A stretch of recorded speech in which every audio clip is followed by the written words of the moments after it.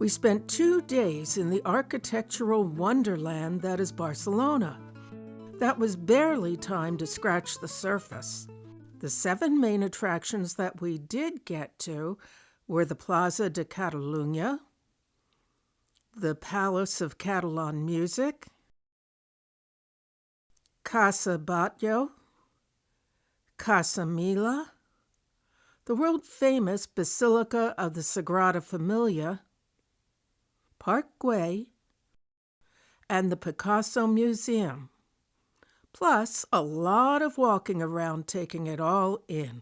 That included visits to the historically important Elborn, Gothic Quarter, and Eixample neighborhoods. The statue of Christopher Columbus points the way to the Mediterranean and the New World, but we're going the other way, downtown, to the central Plaza Catalunya, which is the proverbial circle in a square. As you can see, it's also a haven for flocking pigeons wheeling about the pedestrians. Better keep an eye on where you step. Tucked away on a narrow street in the Elborn neighborhood, and behind this closed-eye sculpture of a Barcelonan teenager, is the amazing Palace of Catalan music. Its Catalan modernism and Art Nouveau style was designed by the architect Lluís Domènech i Montaner and built over a century ago. Hallmarks of this style reflect the natural environment. Its exterior is covered with vividly colored mosaic tiles and numerous sculptures. For instance, there's this one called The Popular Song, strikingly jutting out from the skin of the building. Overhanging balconies are fancifully decorated top, side, and bottom. Small columns extend from the facade wherever you look. There's a recurring design theme of roses. They relate to the tale of St. George slaying a dragon, and a gift of roses gratefully awarded to him. Consequently, the roses become symbolic throughout Spain. Remember that popular song sculpture on the corner? Well, that's St. George atop it with his sword. For a non-musician, he gets a lot of attention here. But after all, he is the patron saint of the city. We'll find representations of him throughout our tour. On the second level, there is a set of vibrant Corinthian mosaic-covered columns. Above them are brick columns capped with the busts of famous composers, such as Bach and Beethoven. The main concert hall is the star of the architectural show. Bathed in a rainbow of color, it's compared at times to being an inside-out Fabergé egg. All of the windows and skylight provide the distinction of this being the only European indoor arena to have completely natural daytime lighting. The upper walls display tributes to famous composers, but it's that teardrop mosaic glass skylight that captivates. As we take in the concert hall's mesmerizing visual beauty, including more of St. George's roses, we are treated to the dramatically crescendoing sounds of its pipe organ.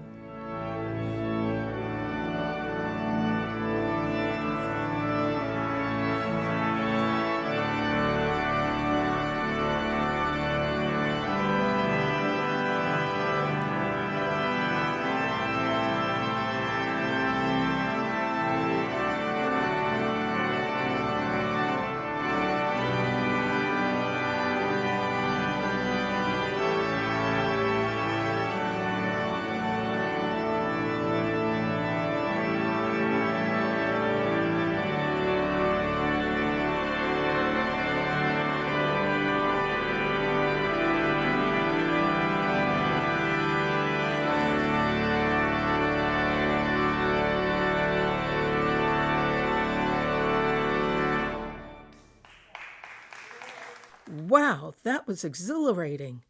Next up is another example of Catalan modernism, the nearly finished Basilica of la Sagrada Familia.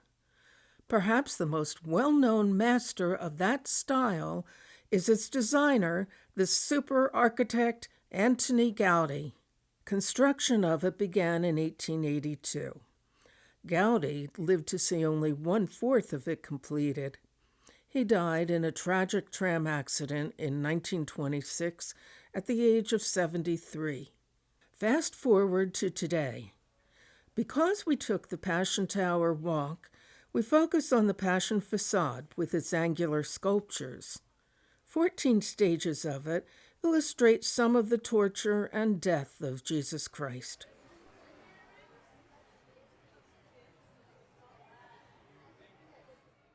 While we were able to take a one-way elevator up the 367-foot tall Passion Tower, regulations required us to take the 426 steps back down. Some of the steps are in a narrow, claustrophobic, and dimly lit spiral staircase. Whoa, we love spiral stairs. Nevertheless, it was worth seeing the site's close-up of the church's ornamentation and bird's-eye views of the city.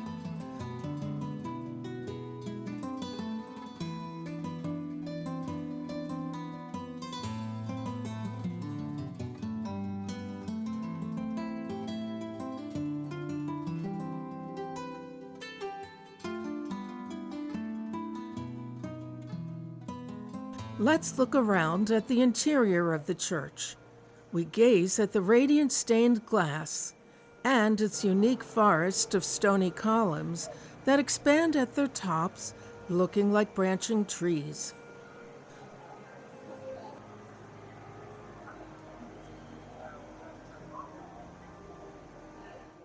Another, more modest design by Gaudi is Park Gway, located in a hilly section of Barcelona. It is a highly popular, crowded attraction. From there, you can take in vistas of the sprawling city, the Mediterranean Sea, and the ongoing construction of La Sagrada Familia. Troubadours sing while we stroll around on this sunny afternoon.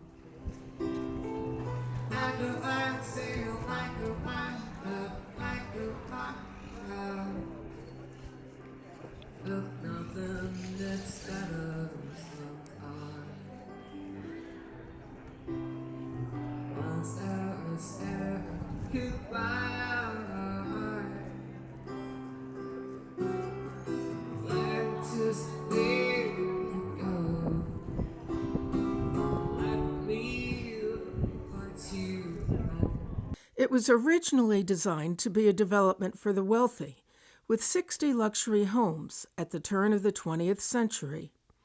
Only 1 or 2 homes were sold in 14 years, so the project was abandoned. Now it's a 30-acre public park, resembling a fairy tale village.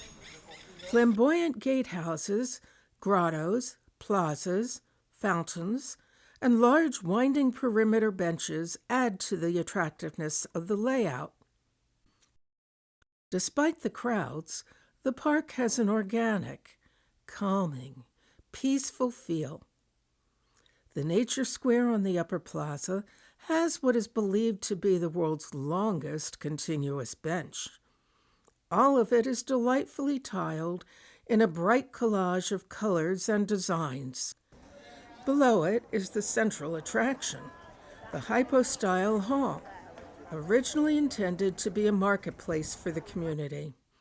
The grand dual staircase leading up to this columned hall has been referred to as the Dragon Stairway. Its namesake is the park's iconic El Drac, or dragon, also called the salamander. Below El Drac is the serpent, backed by the striped Catalan flag. The hall's Doric columns reinforce a ceiling of domes and beautiful rondelles representing the 4 seasons and lunar cycles. They include suns rimmed with rays and stylized moons. The old adage, form follows function, applies here. The columns themselves conceal pipes which convey rainwater from the plaza above and feed the salamander fountain. Barb walks under one of the portico viaducts that provide shelter from the sun or the rain. Again, the design smoothly blends into the surrounding earth.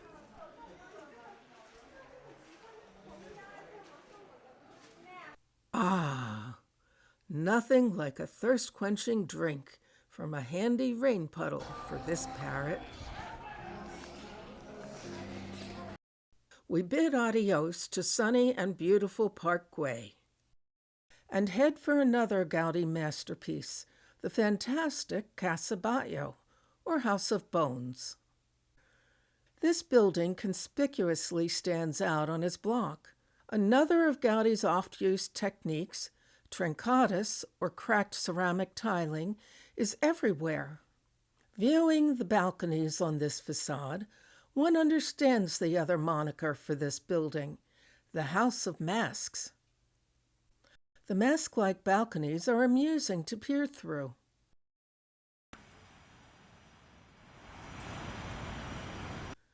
As with other Gaudi designs, the interior is very rounded.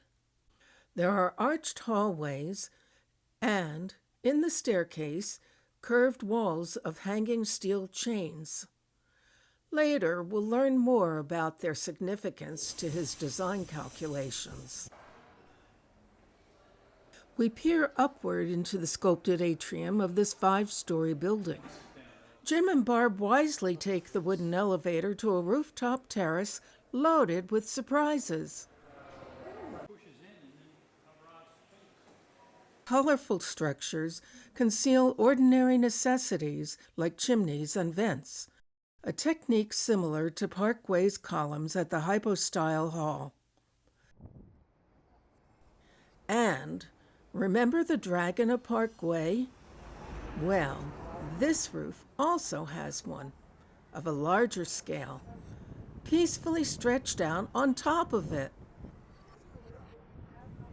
It has a body of scales and a long, undulating, shiny spine. Taking a somewhat perilous walk down another spiral staircase, we turn the levered door handle to find ourselves in what once was the Batllo's master suite. It was quite luxurious for the time, having an elegant parquet floor, a bathtub, a gramophone, a sitting room, and an office area, all in one ample open space. Born out of Gaudi's vivid imagination, sinuously rounded designs abound. The banisters appear to be smooth wooden skeletons.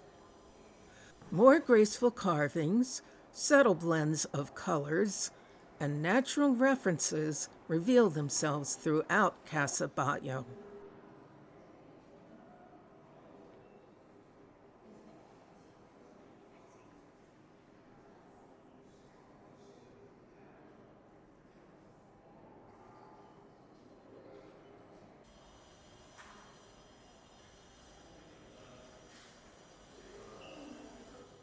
If that weren't enough, afterwards, in the Gaudi Cube area, we experienced the wildly immersive 360-degree multimedia presentation by Rafik Anadol.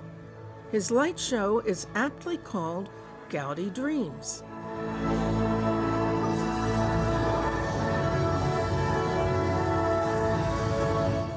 Back outside, if you're observant, you might spot a bat figure above a crown at the top of a few lampposts. That's batty, you say. Not really. The bat used to be another symbol of Barcelona. Next door to Casa Batllo is Casa Mila. It, too, was renovated in the Catalan modernism style, but by a contemporary of Gaudi's, Josep Puigall Catafalch. That night, we moved on to another Gaudi-designed house called Casa Mila, but more commonly known as La Pedrera. we went to see another creative light show, this time outside on the roof in a light rain. Before the display begins, our enthusiastic guide leads us inside the attic, once used as laundry rooms, to various exhibits. Here, she enlightens us about the design and structure of the house. But the most interesting feature now about this artist is placed on the rooftop.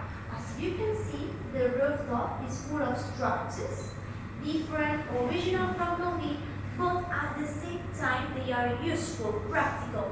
Let me show you this. Form very much also follows function here. Remember those walls of small chains in the staircase at Casa Batllo? Gaudi cleverly built models with grids of hanging chains to calculate supporting weight loads for his arches.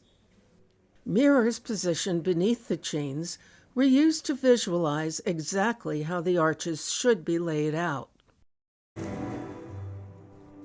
We start with a little preview of the light show, then move up and out to the roof for the real thing.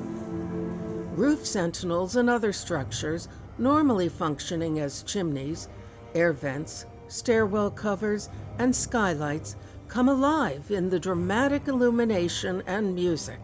The La Pedrera night experience enchantingly takes us through a story of life.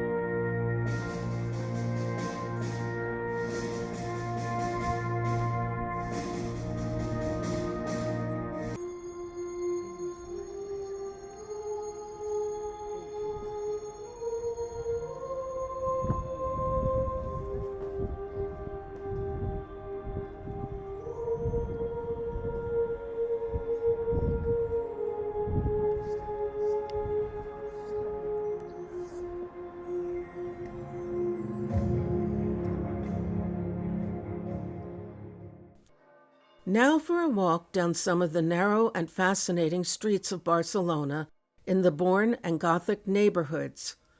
You never know what surprise might be around the next corner. Such as this old sculpture. It was actually a form of Middle Ages advertising. The face is a sign to draw in lusty sailors to a brothel that used to be on this street. On a more romantic note, there is this wall painting of two kissing lovers with bandanas covering their eyes. Is the message, love is blind? Continuing with the smooching theme, this very popular wall mural at Plaza Isidre Núñez is a collage made up of 4,000 photographs donated by Barcelonans. Deftly combined, they form enlarged lips when viewed from a distance. Inspired by its title, "The World Begins with Every Kiss," others can't resist posing an imitation. Did you know that April 23 in Barcelona is St. George's Day? It is traditional then for men and women to exchange gifts of books and roses. Who knew? So it's Barcelona's version of Valentine's Day with a nod to literature. Are we walking into an art museum or an ordinary McDonald's? Upon entering in anticipation of a fast food breakfast near Catalunya Square, we're greeted with Catalan modernism and an Alexander Calder-like mobile. Streets and neighborhoods are enhanced by many classic and modern sculptures. Even the public drinking water fountains are works of art, as is the stony mailbox at the former location of the Barcelona Lawyers Association, designed by Montaner from Palace of Music fame, as explained by our guide Pedro. Modernist architect in Barcelona on the 19th century, which is not that good. The symbolism is satirical. The swallows represent the ideal of swift justice. The ivy represents entangling bureaucracy. The turtle is the result. A slow, exasperating judicial process. Symbols abound in this city. In addition to Las Ramblas, there are a variety of other sidewalk tiles. They indicate various neighborhoods. This one is the flower of Barcelona, acknowledging once again the rose. When you see the wavy pavement, you know you're on Barcelona's most well-known street, Las Ramblas Boulevard, with its pedestrian mall. It gives a nod to the riverbed that once was there and connects the city center of Catalunya Square to the Christopher Columbus Monument. Continuing with our walk from the lively Las Ramblas, we move to the dead Roman necropolis. That name sounds chilling, but it's basically an above-ground cemetery containing 95 2nd and 3rd century Roman tombs, some with whole families interred. Requiescat in pace. Passing more striking murals, we approach the Gothic neighborhood.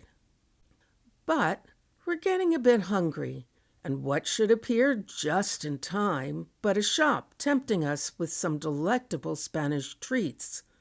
Turrons are sweet nougat candies that are made in a variety of flavors. We also have new kind of nougats. For example, this is toffee with pistachio. This is hazelnut with lime and corn. And the one in the middle is a marzipan of raspberry. Which ones to try? Could I try the creme brulee? Thank you. Yum! Now, which ones to buy? We were quite satisfied with our purchases. After this refreshing stop, it's onward via more winding streets to Town Hall and its Catalan flags flying in the breeze. Even here you'll find St. George and the Dragon. Our tour carries on. Within the Gothic quarter, we pause at the medieval King's Square to learn about its treasure trove of history. Constructed over Roman ruins, this complex of buildings housed royals, including kings of Aragon. Some say that the curved steps in the corner were where King Ferdinand and Queen Isabella greeted Christopher Columbus when he returned after his first voyage to the New World. Prisons of the Spanish Inquisition were also there. At the far end is a small building that served as the executioner's home. Today, the headquarters of Barcelona's Museum of History is housed there. Nearby is where a large Barcelonan Jewish community lived. Although discriminated against at times throughout Spanish history, there were periods when they were permitted to celebrate their religion in synagogues. Under King Ferdinand, these houses of worship could be no larger than the smallest Christian church. Here is the ancient synagogue of Barcelona, dating to the 3rd century, supposedly the oldest in Spain, and among the oldest in all of Europe. But it was a troubled history. In some cases, materials such as tombstones were taken from Jewish cemeteries and synagogues and reused to construct churches and government establishments. This block, with Hebrew letters incised, for example, was repurposed as a foundation stone on the Barcelona Cathedral. At this clock-festooned square, there's an old, massive clock tower gearworks on display. Known as the Flemish clock, it was once housed in Barcelona's cathedral. Bishop's Bridge is a neo-Gothic arched and covered elevated walkway connecting government offices in Barcelona's Gothic district. Each side has richly decorated windows and stonework. While it resembles Venice's famous Old Bridge of Sighs, this bridge was built in 1929. The architect wanted to replace all non-Gothic buildings near the Barcelona Cathedral with those in the Gothic style. However, he only received permission to build this bridge. Legend has it that, furious at the city authorities, he added an additional element to the underside of the walkway, in the gruesome form of a skull pierced with a sword. Anyone who looks at it can expect imminent misfortune. So glance quickly and move on. Plaza de San Felipe Neri has a tragic 20th century history. During the Spanish Civil War, a bomb dropped by Franco's Air Force exploded in the square fronting the church. It killed 30, many of whom were children who were sheltering there. Soon after, while people were trying to rescue survivors, a second bomb exploded in the square, killing more. Pockmarked walls from the shrapnel can still be seen. Casa Rocamora's conspicuous orange domes and steeple overlook Plaza Catalunya. It houses collections of artwork. The Picasso Museum in the Elborn neighborhood is housed in old palaces, some dating from the 13th century. On exhibit is an extensive collection of his paintings and prints, emphasizing works produced from his teens to his Blue period. It brilliantly shows how his style changed over time. His repertoire was vast and not just focused on Cubism.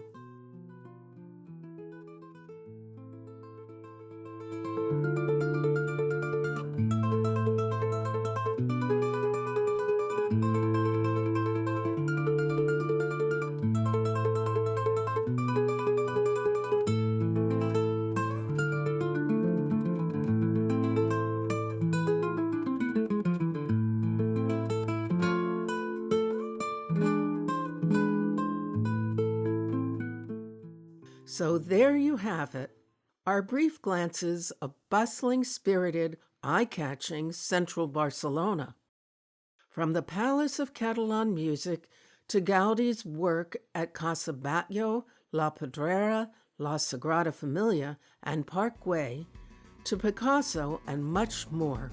This city, with its well-preserved, historically significant buildings, makes a grand, lasting impression on visitors.